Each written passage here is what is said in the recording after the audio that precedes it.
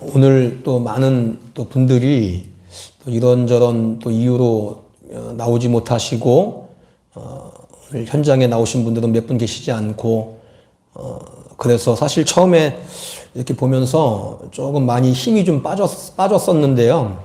그러나 이제 제가 또 찬양을 드리면서 오늘 아침에 또 기도했던 또 그 내용을 되새기면서 아침에 제가 그렇게 기도했거든요. 한 명이 나오더라도 정말 힘있게 말씀을 증거할 수 있는, 하나님 바라보면서 힘있게 말씀 증거할 수 있게 해달라고 이렇게 기도를 했는데, 사실 인간적인 마음으로는 좀 많은 분들이 빠졌기 때문에 조금 힘이 빠지는 부분도 있지만, 제가 정말 힘있게 말씀을 증거하도록 하겠습니다. 또 하나님이 또 저에게 힘을 주시고 또 능력을 주셔서 정말 또 이 시간 또 나오지 못하시는 분들도 또 영상을 통해서 예배 드리시는 분들도 계시기 때문에 정말 이 시간 현장에 나오신 분들이나 또 영상을 통해서 예배 드리시는 분들이나 하나님이 주시는 동일한 은혜가 넘쳐날 수 있기를 바랍니다.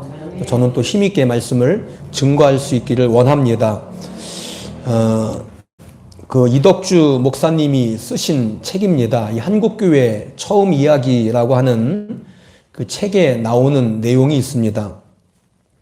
그 1903년부터 이제 1907년까지 한 100여 년이 지난 그때 그 기간까지 일어난 그 부흥운동을 통해서 이제 새 진리를 깨달은 교인들이 이 새로운 방법을 가지고 진리를 표현하기 시작했습니다. 그들은 이제 그 기독교인으로서 해서는 안 될 그러한 그 규범들, 해서는 안 될 행동들을 이렇게 만들기 시작을 했습니다. 그 규범 중에는 이 세상 속에서 보편적인 그러한 그 죄들, 예를 들면 뭐 살인이라든가 뭐 간음이라든가 뭐 절도라든가 이러한 보편적인 그러한 죄들도 있지만, 기독교가 우리나라에 들어오기 이전에는 죄로 여기지 않았던 것들, 그러니까 죄의식 없이 행해졌던 그러한 것들도 있습니다. 예를 들면 뭐 조혼, 즉 어린 아이도 이렇게 그냥 일찍 혼인하는 그러한 풍습이라든가, 또 그 축첩, 여러 명의 그 아내를 거느리는 이러한 제도, 또 노비제도라든가 제사의식, 술, 담배 이러한 것들이었습니다. 그러니까 이러한 것들을 금기사항으로 이렇게 분류한 거예요. 그러니까 이러한 것들이 예수님을 믿기 이전에는 그냥 뭐 아무런 그 거리낌 없이 그냥 죄의식 없이 행하던 그러한 것들이었는데, 이제 기독교가 들어오면서부터 예수님을 믿고 난 이후부터 스스로가 이러한 것들이 죄다, 이러한 것들을 금기사항으로 그렇게 분류하기 시작을 한 겁니다. 1907년에 이제 경기도에서 활동을 했던 SF 무어 선교사가 이렇게 증언을 해요. 전에 그 김 씨는 농사를 지었는데 술을 즐겨 마셨고 예쁜 첩도 데리고 있었습니다. 그런데 예수님을 믿고 난 이후에 첩을 내보냈고 술과 노름도 끊었습니다. 겨울 성경 공부 기간 중에 우리는 그가 하나님의 말씀과 또한 은혜 안에서 성장했음을 확인했고, 또 전도자로 활동해 주기를 요청하자 그는 기꺼이 응했습니다. 이렇게 증언을 합니다. 그러니까는 부흥회나 또 성경 모임에서 성령을 체험한 그러한 양반들이 이제 첩을 내보내는 것으로 새롭게 변화한 그 삶의 모습을 보여주고 있다는 겁니다. 보여주었다는 거죠. 이것을 바울이 말한 바 새 사람에서 시작되어지는 변화의 역사였다, 이렇게 증언을 하고 있습니다. 여러분, 그 사도 바울이 고린도 후서에서 누구든지 그리스도 안에 있으면 새로운 피조물이다, 이렇게 말씀을 합니다. 우리가 예수 그리스도를 믿는다는 것은 이제는 우리가 예수님 안에서 새 사람이 되었다라고 하는 이것과 똑같은 이야기입니다. 오늘 저는 이 본문을 통해서 새 사람의 삶이 무엇인가, 이것을 좀 살펴보려고 하는 겁니다.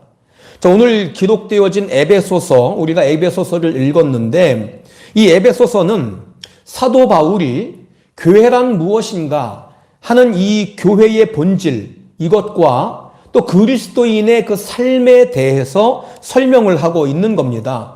그러니까 1장부터 3장까지는 교회론, 즉 교회와 관련된 그러한 그 교리적인 면을 설명을 하고 있고요. 그리고 4장부터 6장까지 마지막 장까지는 이제 우리 그리스도인들이 구원받은 그리스도인들이 어떠한 삶을 살아가야 될 것인가 하는 이러한 삶에 대한 부분을 이야기를 하고 있습니다. 오늘 본문에는 어떠한 이야기를 하고 있죠? 옛사람 또 새사람 이것을 대비해서 설명을 하면서 그리스도인들은 날마다 마음에 영혼에 관심을 두면서 새 사람으로 살아야 한다. 이것을 사도 바울이 강조를 하고 있습니다. 제가 이 설교를 이렇게 준비하다가 문득 이 성형이라고 하는 단어가 떠올랐습니다.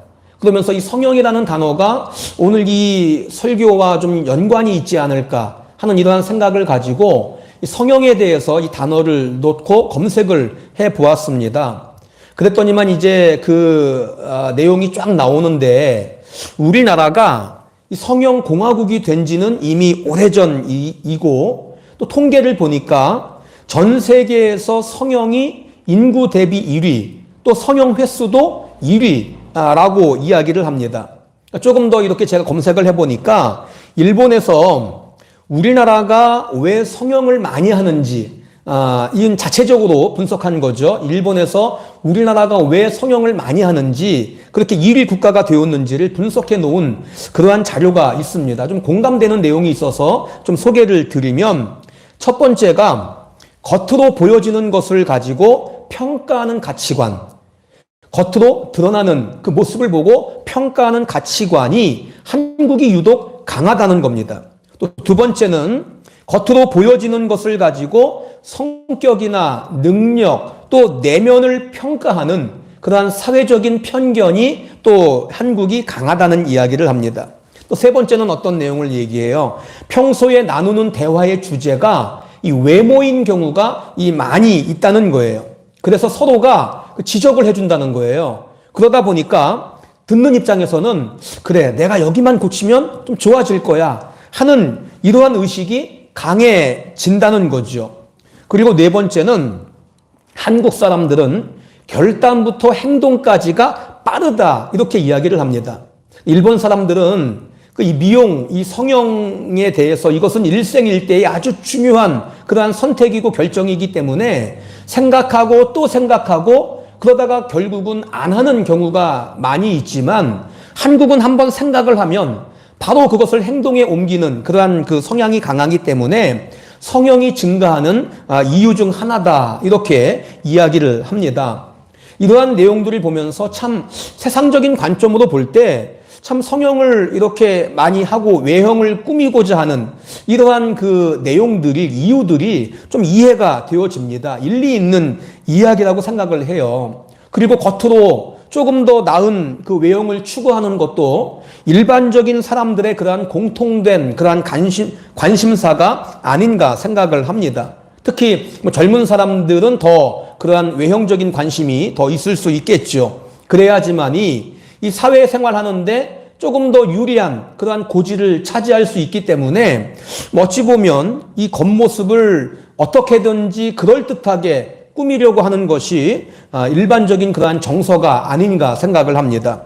여러분, 그런데 세상은 그럴지라도 성경은 정반대의 이야기를 하고 있습니다.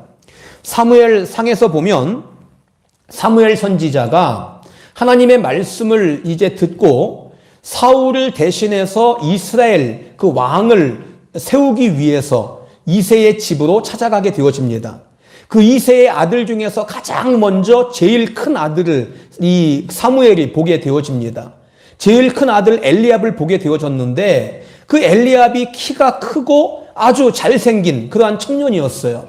그러니까 이 사무엘이 그 엘리압의 그 외형적인 모습만 보고서 그래, 바로 이 사람이 주님이 세우실 그러한 이스라엘의 왕이구나 이렇게 생각을 했는데, 그런데 여호와께서 사무엘에게 말씀하시기를 이러한 말씀을 하시는 겁니다. 그의 용모와 그의 키를 보지 말라. 내가 보는 것은 사람과 같지 아니하니 사람은 외모를 보거니와 나 여호와는 중심을 보느니라. 나 여호와는 중심을 본다라고 말씀하십니다. 하나님은 사람 마음의 중심을 보신다는 거예요. 우리가 무엇을 하든지, 내가 기쁨 속에 있든지, 내가 슬픔 속에 있든지, 내가 풍요로움 속에 있든지, 내가 궁핍함 속에 있든지, 하나님은 겉으로 드러나는 그러한 환경적인 모습들을 보고 우리의 겉모습을 보고 판단하는 것이 아니라 하나님은 그 사람의 마음의 중심이 무엇이냐, 그것을 하나님은 보신다는 이야기예요. 오늘 여러분 이 시간에도, 예배하는 이 시간에도 하나님께서 우리에게 제일 관심 가지고 있는 것이 무엇일까요? 우리의 겉모습, 이것이 아니라 바로 우리의 마음의 중심입니다.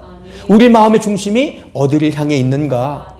그런 면에서 사도 바울이 오늘 본문을 통해서 우리가 더 신경 쓰고 우리가 더 관심 가져야 하는 것이 겉 사람의 모습이 아니라 속 사람의 모습이다. 이것을 사도 바울이 말씀을 하고 있는 겁니다. 오늘 본문 23절을 보니까 뭐라고 얘기해요? 오직 너희의 심령이 새롭게 되어, 너희의 심령이 새롭게 되어, 이렇게 말씀을 하고 있습니다. 이것을 새 번역 성경으로 보니까 마음의 영을 새롭게 하라, 이렇게 번역이 되어 있습니다. 인간과 동물이 결정적으로 다른 것이 무엇입니까? 동물에게는 영이 없습니다. 이 마음이라는 것이 없는 거예요. 그런데 인간은 하나님의 형상으로 만들어진 그러한 존재라고 하는 겁니다. 여러분, 하나님의 형상은 육체가 아니에요. 하나님의 형상은 육체가 아니고 마음과 영입니다. 그래서 인간의 핵심, 인간의 본질은 몸이 아니고 마음과 영이라는 거예요. 그런데 사도 바울이 오늘 뭐라고 얘기합니까? 마음의 영을 새롭게 하라 말씀을 하고 있죠. 여러분, 마음의 영을 새롭게 하라는 것은 무슨 이야기입니까? 이 마음의 영이 더러워질 수 있다는 이야기예요. 인간의 마음은 그냥 내버려 두면 그 죄를 향해서, 항상 이 죄라는 것을 향해서, 또 부패한 쪽을 향해서 가게 되어 있습니다. 여러분, 불나방, 여러분이라는 곤충을 아시죠? 이 불나방이라고 하는 곤충은 화려한 불빛을 보면 그 불빛을 햇빛으로 착각을 한대요. 햇빛으로 착각을 하기 때문에 그 불빛에 그냥 막 달려든다라고 이야기를 합니다. 이것이 불나방의 본능이라는 거예요. 불나방은 자신의 그러한 그 본능 때문에 결국 파멸을 맞이하게 되어지는 거지요.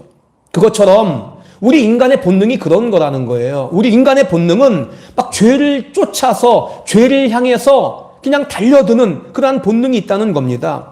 그 죄가 나를 파멸시키는 그러한 불임에도 불구하고, 그러한 불빛임에도 불구하고 그것이 본능이기 때문에 그냥 죄를 향해서 달려가게 되어 있다는 거예요. 그런데 문제가 뭡니까? 우리가 이 세상 속에 살아가면서 이 죄로부터 결코 우리가 자유로울 수 없다라고 하는 것이 문제예요. 사단의 권세가 지배하는 이 세상에서 이 죄라고 하는 것은 끊임없이 우리를 괴롭히고 끊임없이 우리를 지배하려고 하고 있다는 이야기입니다. 지난주에도 제가 말씀을 드렸습니다. 이러한 세상 속에서 우리는 얼마든지요, 잘못된 가치관이 형성이 될 수 있고, 또한 양심의 화인 맞아서 죄를 죄로 여기지 못하는 그러한 양심의 마비 상태에 이를 수 있게 되어진다는 거예요. 하나님은 오늘 우리에게 이러한 것들을 말씀을 하시면서 가장 먼저 마음의 영을 새롭게 하라, 마음의 영을 새롭게 하라, 이것을 말씀을 하고 있습니다. 여러분, 무엇 때문에 우리의 마음의 영을 새롭게 하라고 말씀을 하고 있는 것일까요?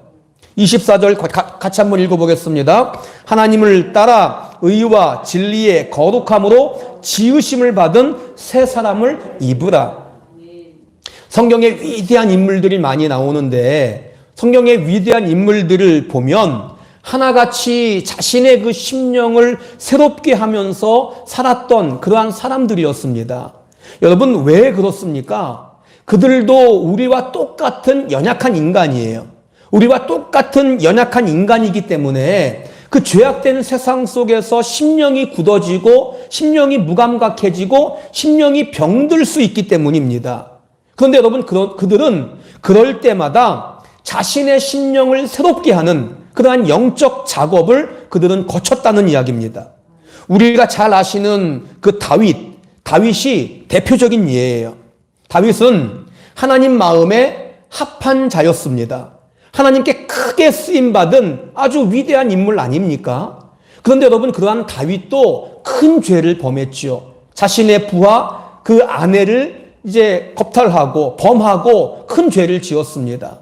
여러분, 그 이후에 나단 선지자의 책망을 받고 다윗이 회개하고 통회하면서 쓴 시가 시편 51편이에요.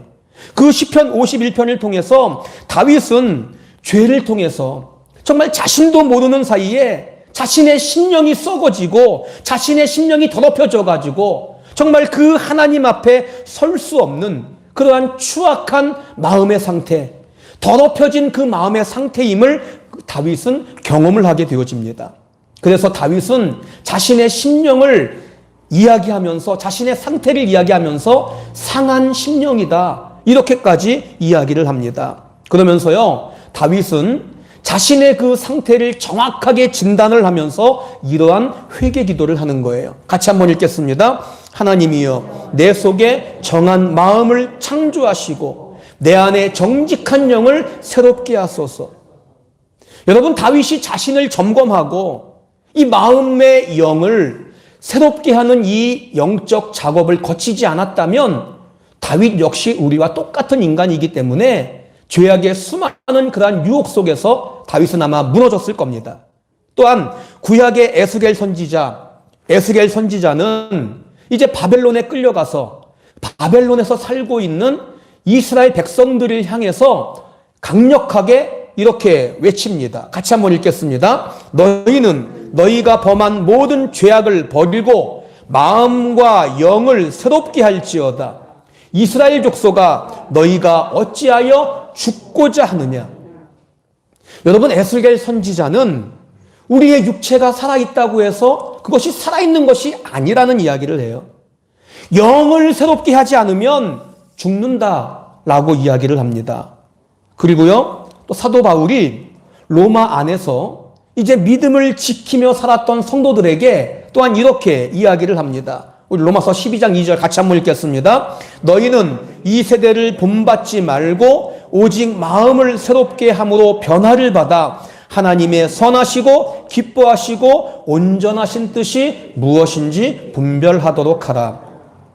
어둠의 문화가 가득한 이 세상 속에서 우리가 하나님의 그 뜻이 무엇인지를 분별하기 위해서 사도 바울이 무엇을 이야기합니까? 오직 우리의 마음을 새롭게 하는 길밖에 없다라고 이야기를 하고 있습니다.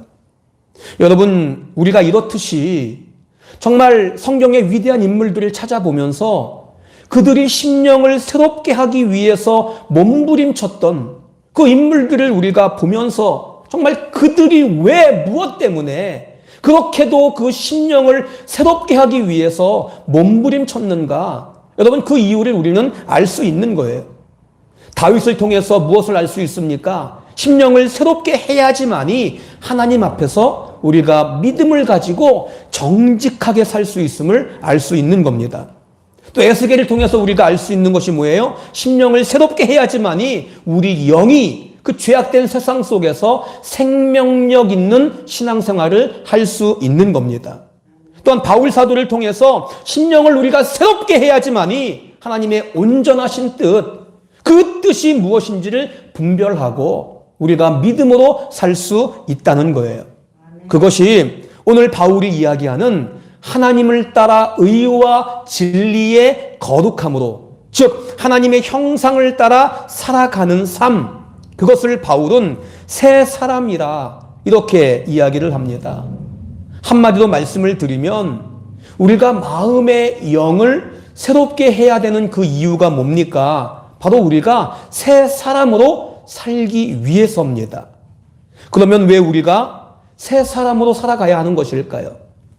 우리 20절, 21절 이것을 새 번역 성경으로 우리가 한번 읽겠습니다. 같이 한번 읽어보겠습니다. 그러나 여러분은 그리스도를 그렇게 배우지 않았습니다. 여러분이 예수 안에 있는 진리대로 그분에 관해서 듣고 또 그분 안에서 가르침을 받았으면, 어떤 사람이 죄를 짓고 감옥에 들어갔어요. 그러면 감옥에 들어가면은 죄수복을 입게 되죠. 죄수복을 입게 됩니다.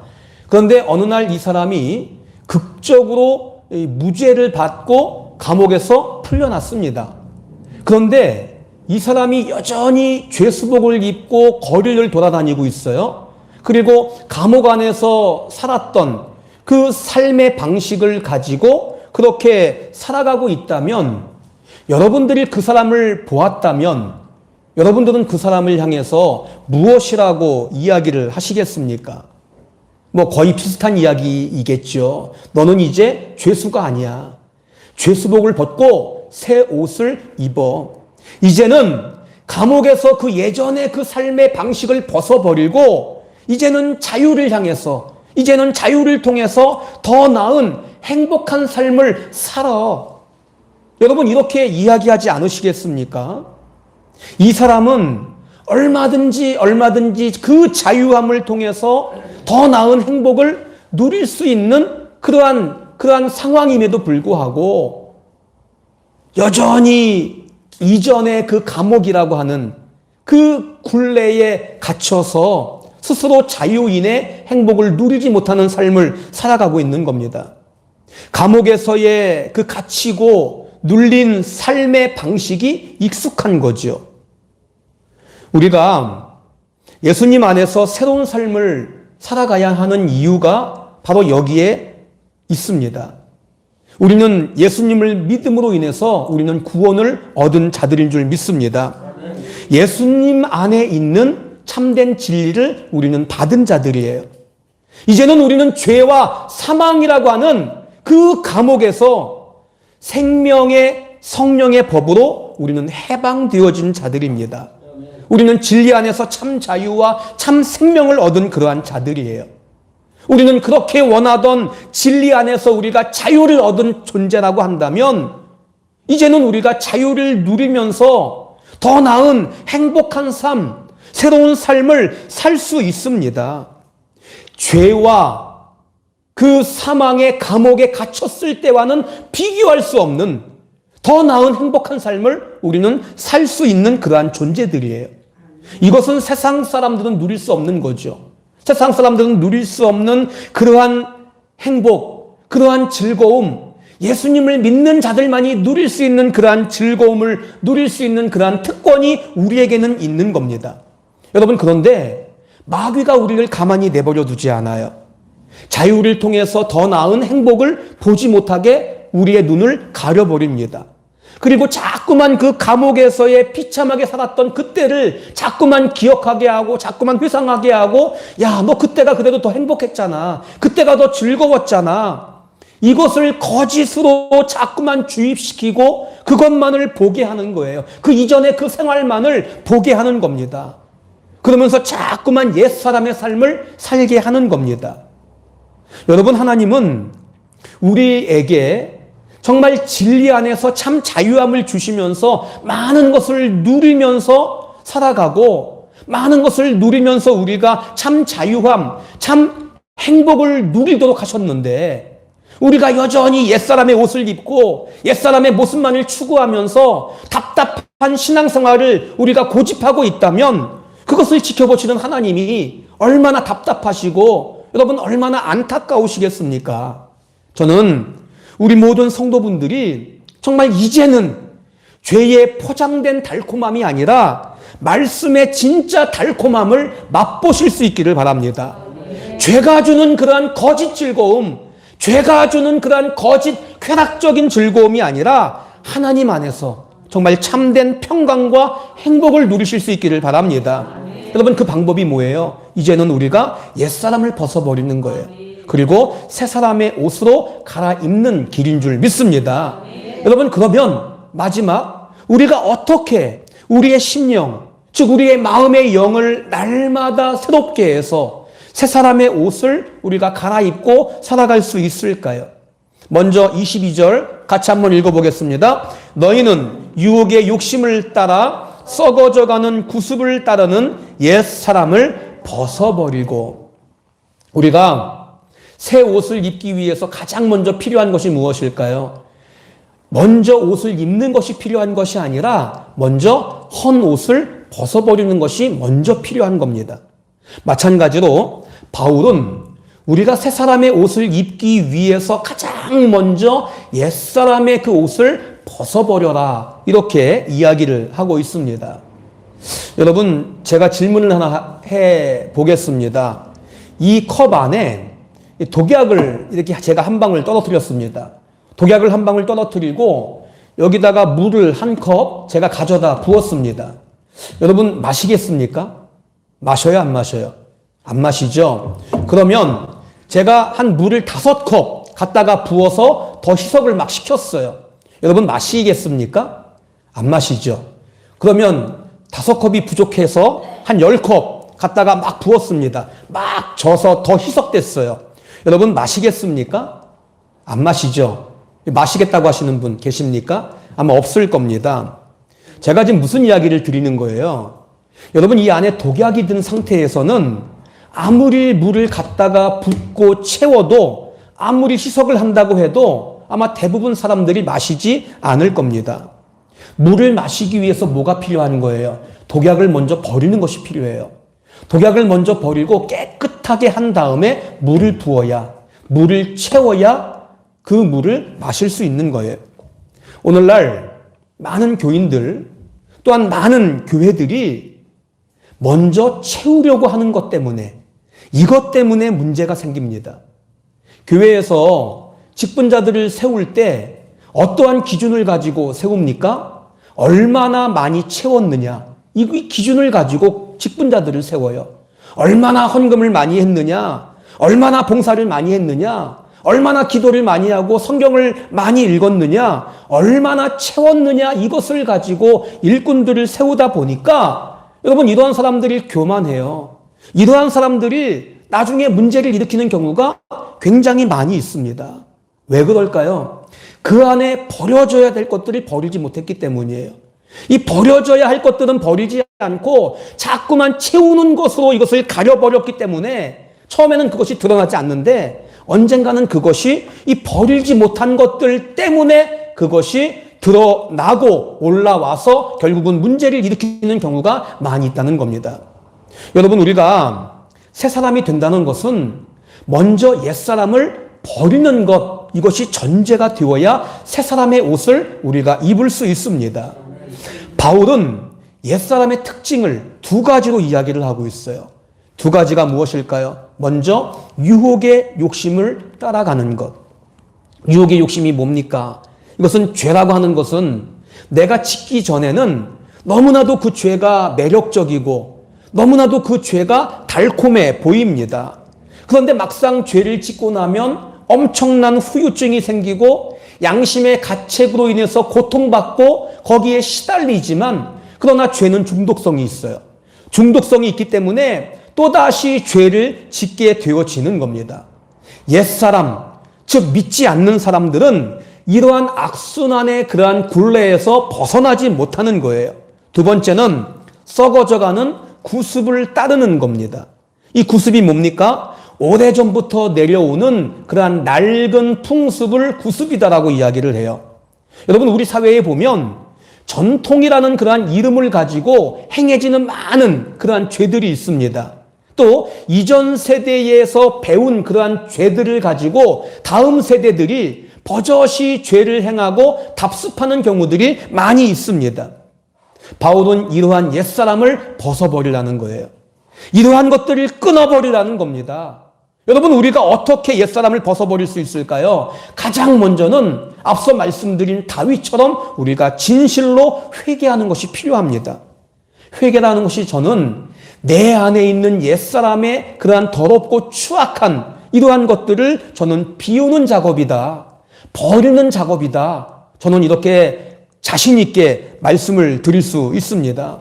그런데요, 여러분, 많은 성도들의 기도를 보면 그 안에 회개 기도가 거의 없습니다. 자신을 벗어버리는 이 기도가 거의 없어요. 자신을 먼저 비우는 작업을 하지 않고 그냥 자꾸만 채우는 작업을 먼저 하기 때문에 여러분 여기에서 문제가 생기는 거예요.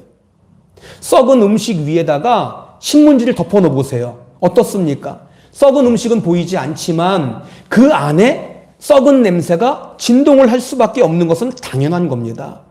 마찬가지로 우리 이 안에 더럽고 추악하고 썩어가고 냄새나고 이러한 죄들이 우리 안에 가득한데 그것을 그냥 덮개를 가지고 신앙의 열심을 가지고 덮어놔 버리면 여러분 결국은 내 안에 썩어 있는 그러한 것들로 인해서 냄새가 날 수밖에 없고 결국은 옛사람이 언젠가는 드러날 수밖에 없다라고 하는 거예요. 먼저 저와 여러분들의 옛사람의 모습들 여러분들이 점검해 보세요. 나에게는 옛사람의 모습들이 어떠한 것들이 있는가? 또 하나님 중심이 아닌 내 중심으로 내가 삶을 살아가고 하나님 말씀 앞에 정말 죄라고 생각하는 그러한 모든 것들을 철저하게 회개하셔서 여러분 비워낼 수 있기를 바랍니다. 그러기에 여러분들 내 삶을 점검하는 것이 굉장히 중요합니다. 그리고 회개에서 제일 중요한 것이 뭐예요? 다시 옛사람의 그 삶을 살지 않으려고 노력하는 거예요. 여러분 우리에게 이러한 영적 작업이 반드시 필요합니다. 그런데 사실 우리 삶에 이 깊숙이 스며 있는 그 옛사람의 가치관들 이러한 가치관들은 우리가 옷을 벗듯이 그냥 간단하게 벗을 수 있는 그러한 문제가 아닙니다. 또 우리가 내가 벗어버리겠다라고 해서 벗을 수 있는 그러한 성질의 것도 아니에요. 왜냐하면 이 옛사람의 이러한 성질들은 마귀의 세력 안에 있기 때문이죠. 마귀는 너무나도 간교하고 또 우리와는 비교할 수 없는 그러한 능력을 가진 영적인 존재이기 때문에 우리 힘을 가지고 우리가 마귀를 대적하려고 하고 죄를 대적하려고 하면 우리는 백전백패할 수밖에 없습니다. 그런데 하나님은 이 죄 많은 세상에서 우리 믿는 자들이 승리하며 살아갈 수 있게끔 하기 위해서 우리에게 누구를 보내주셨습니까? 우리에게 성령 하나님을 우리에게 보내주셨습니다. 디도서 3장 5절 말씀 같이 한번 읽겠습니다. 우리를 구원하시되 중생의 씻음과 성령의 새롭게 하심으로 하셨나니. 여러분 성령님은 사단의 모든 견고한 진도 무너뜨리는 그러한 능력 있는 분이심을 믿습니다. 우리가 옛사람을 끊어버리고 내가 새 사람으로 살고자 하는 그러한 목마름을 가지고 있다면 이제는 나의 지혜나 나의 힘을 의지하는 것이 아니라 우리 안에 계신 그 성령님을 의지해서 내가 죄와 맞서 싸울 때 여러분 우리 안에 있는 옛사람은 끊어지는 줄 믿습니다. 우리 안에 있는 옛사람은 버려지는 줄 믿습니다. 여러분 이러한 것들을 위해서 여러분 기도하십시오. 저도 기도할 때마다 여러분 저도 이것을 위해서 저도 늘 기도를 합니다. 하나님 정말 저는 연약해서 이 죄의 유혹을 이길 힘이 없습니다. 성령 하나님 정말 저를 불쌍히 여겨주셔서 이 죄를 이길 수 있는 그러한 힘과 지혜를 저에게 부어주시옵소서. 옛사람이 자꾸만 나를 괴롭히지만 하나님 은혜를 주셔서 나에게 지혜를 주시고 힘을 주셔서 이 옛사람을 벗어버릴 수 있도록 은혜를 베풀어 주시옵소서. 저도 여러분 늘 기도를 합니다. 그럴 때 성령님께서 우리를 새롭게 하셔서 정말 새 사람으로 살게 하시는 줄 믿습니다. 정말 믿음을 지키고 믿음의 선한 싸움을 하게 하실 줄 믿습니다. 말씀을 정리하겠습니다. 누가복음 16장에 보시면 예수님께서 그 부자와 또한 거지 나사로에 대한 비유를 말씀을 하셨습니다. 부자는 날마다 고운 베옷을 입고 호화로운 파티를 벌이고 그 안에서 그냥 쾌락적인 그러한 즐거움을 즐기며 날마다 그러한 삶을 살았습니다. 그러나 거지 나사로는 날마다 누더기 옷을 입고 그 부자의 그 상에서 떨어지는 그러한 부스러기나 먹으면서 살아가는 그러한 비참한 삶을 나사로는 살았습니다. 그런데 이 둘이 공교롭게 거의 같은 그 시각에 죽었어요. 그런데 죽고 난 이후에 두 사람의 운명은 완전히 정반대의 상황이 되었습니다. 거지 나사로는 천국에 들어가게 되었고요. 부자는 지옥에 떨어지게 되었습니다. 여러분 그 지옥에 떨어진 그 부자가 너무 그 지옥의 고통이 너무나 고통스럽고 너무나 괴로워서 아브라함에게 부탁을 해요. 나사로를 보내셔서 나사로의 그 손에 물 한 방울만 찍어서서 내 혀를 좀 서늘하게 해 주시옵소서, 내 혀를 좀 물 한 방울만 찍어 주시옵소서 라고 그렇게 부탁을 하는데, 그때 아브라함의 대답이 이러한 이야기를 합니다. 너는 살았을 때에 좋은 것을 받았고 나사로는 고난을 받았으니 그는 여기서 위로를 받고 너는 괴로움을 받느니라. 여러분, 이 말씀이 부자는 저 세상에서 무슨 고난을 받고 가난한 자는 저 세상에서 위로를 받고 하는 이러한 말씀을 하는 것이 아니에요. 부자는 옛사람의 모습만을 가지고 그저 육체적인 쾌락만을 즐기면서 육체적인 것에만 관심을 갖고 살았습니다. 그러나 나사로는 어떻습니까? 나사로가 이 땅에서 고난당했다라고 하는 이것은 자신 때문에 받은 그러한 고난이 아니에요. 죄 많은 세상 속에서 믿음으로 살려고 하면서 받은 고난을 이야기하는 겁니다. 비록 나사로는 세상 속에서는 그냥 거지 옷만 입고 그렇게 그 부자의 그 상에서 떨어지는 부스러기만 먹으면서 살았던 그러한 존재였지만, 날마다 믿음의 옷을 입고 날마다 새 사람의 삶을 살기 위해서 애썼던 사람이었습니다. 비록 육체의 음식은 배부르게 먹지는 못했지만 하늘로부터 공급되어지는 그러한 영적인 영혼의 양식은 날마다 배부르게 먹기 위해서 애썼던 그러한 사람이었어요. 그로 인해서 고난받은 나사로의 그 삶을 하나님은 하나도 놓치지 않고 지켜보셨습니다. 그 하나님께서 그 인생이 다하는 날 하늘에서 놀라운 은혜, 놀라운 위로를 베풀어 주셨습니다. 여러분, 제가 처음 설교를 시작하면서 한국 교회 처음 이야기를 말씀을 드렸죠.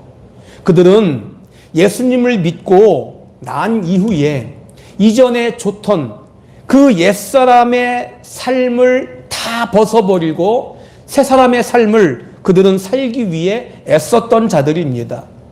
우리가 역사적으로 볼 때 옛사람을 버리고 새 사람의 삶을 살아가려고 했던 그러한 신앙의 선배들을 보면 세상 속에서 여지없이 고난과 여지없이 핍박을 받은 자들이었어요. 이것은 마귀가 세상을 통치하고 있기 때문에 어쩔 수 없는 겁니다. 그러나 하나님은 믿음을 지키며 정말 새 사람의 삶을 살고자 애쓰는 그러한 성도들을 하나님은 그냥 간과하지 않으신다는 거예요. 그들을 하나도 놓치지 않고 하나님은 지켜보십니다. 그러면서 그들 가운데 성령님을 통해서 그 죄를 이길 수 있는 힘과 능력을 주시고, 그럼에도 불구하고 천국의 소망을 품고 평안과 기쁨을 누리게 하십니다. 여러분, 이것이 주님 안에서 누리는, 세상 사람들이 누릴 수 없는 그러한 참된 행복이 아니겠습니까? 그리고 인생 마지막 날에 하늘에서 큰 위로를 베푸시고 천국의 잔치에 참여하게 하실 겁니다. 여러분, 우리는 예수님을 믿어서 이제 참 생명을 얻었고 정말 참 진리, 참 자유함을 얻은 그러한 자들입니다. 여러분, 그렇다면 이제는 세상 사람들이 누릴 수 없는, 하나님 안에서만 누릴 수 있는 그러한 평안과 그러한 기쁨을 여러분들이 맛보실 수 있기를 바랍니다. 이를 위해서 여러분, 우리에게 먼저 회개함이 필요해요. 내 안에 있는 옛사람을 먼저 벗어버리는 것이 필요합니다. 여러분, 회개함을 통해서 내 안에 있는 옛사람을 비워내고 정말 성령님을 의지하면서 우리가 죄를 대적할 때 우리는 옛사람을 끊어버리고 새사람의 삶을 살 수 있습니다. 그럴 때 우리 가정이 변하고 또 우리 교회가 변하고 직장과 또한 사업장이 변하게 되어질 겁니다. 오늘 이 말씀을 통해서 날마다 여러분 성령님을 의지하여서 옛사람을 벗어버리고 날마다 새사람을 입는 삶이 되어서 우리 삶 속에 승리하실 수 있는 저와 여러분들이 되실 수 있기를 주님의 이름으로 축원을 드리겠습니다. 오늘 이 시간